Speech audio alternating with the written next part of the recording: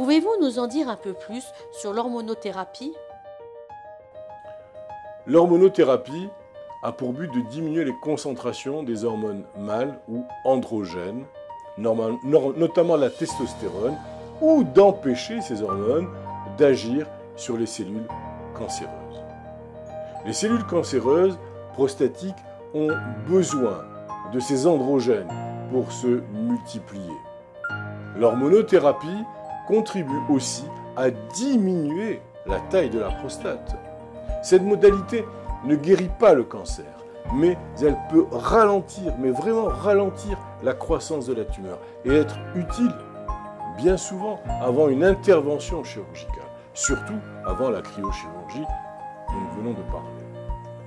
Au lieu d'un traitement médicamenteux, certains hommes optent pour l'orchiectomie, c'est l'ablation de testicules pour réduire leur concentration de testostérone.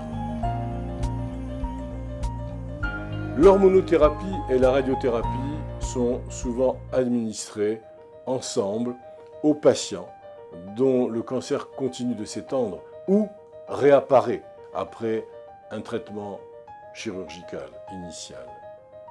La chimiothérapie, habituellement opposée au cancer, n'est pas utilisée couramment pour traiter le cancer de la prostate, sauf pour soulager les symptômes causés par les métastases. Votre médecin vous expliquera les diverses options de traitement en fonction de la taille, de la nature et du siège de la tumeur.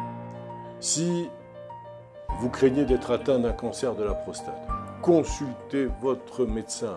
Faites-le vite, n'attendez pas, pour obtenir un dosage des PSA, de l'antigène spécifique prostatique, et subir un examen par toucher rectal. Le cancer de la prostate évolue lentement et reste longtemps, très longtemps localisé. Il est donc possible de le détecter tôt et d'éviter d'arriver au stade des métastases.